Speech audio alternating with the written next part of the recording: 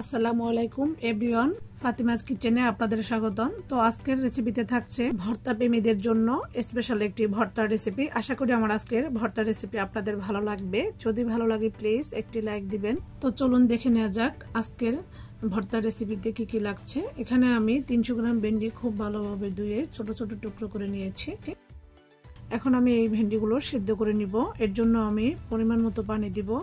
এগুলো সিদ্ধ হতে যতটা পানি লাগে সেটাই দিয়ে দিয়েছি। এখন আমি ঢাকনা দিয়ে ঢেকে ভেন্ডিগুলো সিদ্ধ হওয়া পর্যন্ত অপেক্ষা করব। এই তো ফিরে আসছি আমি 5 থেকে 7 মিনিট পর। দেখুন আমার ভেন্ডিগুলো একদম সিদ্ধ হয়ে গিয়েছে এবং একটু পোড়া পোড়া করে আমি সিদ্ধ করে নিয়েছি এবং নেড়েচেড়ে আমি এখনই চুলা থেকে নামিয়ে নিচ্ছি এবং আরেকটি ফ্রাই প্যানে আমি দিয়ে দিচ্ছি পরিমাণ মতো তেল। এখানে আমি দিয়ে দিব 5-7টি চিংড়ি মাছ ভালোভাবে ছিলে লবণ এবং হলুদ মাখিয়ে রেখেছি। চিংড়ি মাছটাকে দিয়ে আমি উল্টে পাল্টে 2 থেকে 3 মিনিট ভেজে নিব। এই তো দেখতে পাচ্ছেন আমি চিংড়ি মাছগুলো উল্টে পাল্টে 2 থেকে 3 মিনিট ভেজে নিচ্ছি। এর চাইতে বেশি চিংড়ি মাছগুলো ভাজা যাবে না, তাহলে রাবারি হয়ে যাবে। এই তো নেড়েচেড়ে আমি চিংড়ি মাছগুলোকে এক সাইডে রেখে এখন আমি দিয়ে দিব 3-4টি শুকনো মরিচ। নেড়েচেড়ে শুকনো মরিচগুলো 2 থেকে 3 মিনিট ভেজে নিব। এতে দেখতে পাচ্ছেন শুকনো মরিচগুলো আমার ভাজা হয়ে গিয়েছে। এর সাথে চিংড়ি মাছটাও আমার কুক হয়ে গিয়েছে পারফেক্টলি। চিংড়ি মাছ এবং মরিচগুলো একটি পাত্রে আমি ঢেলে নিচ্ছি এবং এখানে আমি পেঁয়াজ, চিংড়ি মাছ, কাঁচামরিচ, শুকনো মরিচ নিয়েছি দেখতে পাচ্ছেন। এখন আমি শুকনো মরিচের বোটাগুলো ফেলে দিচ্ছি এবং হাত দিয়ে খুব সুন্দরভাবে গুঁড়ো করে নিচ্ছি দেখতে পাচ্ছেন। শুকনো মরিচগুলো ভালোভাবে গুঁড়ো করে এখন আমি কাঁচামরিচগুলো শুকনো মরিচের সাথে খুব ভালোভাবে চেটকিয়ে নিচ্ছি। এখন আমি দিয়ে দিচ্ছি স্বাদ মতো লবণ। মরিচের সঙ্গে লবণটাকেও ভালোভাবে চেটকিয়ে নিব।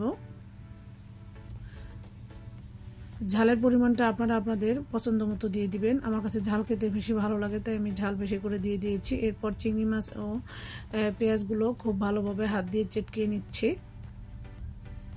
চিংড়ি মাছটা এখানে টোটালি অপশনাল, আমার কাছে ভালো লাগে তাই আমি দিয়ে দিচ্ছি। এখন আমি দিয়ে দিচ্ছি 2 টেবিল চামচ ধনিয়া পাতা কুচি। এখন সমস্ত উপকরণগুলো খুব ভালোভাবে চেটকিয়ে নিচ্ছি।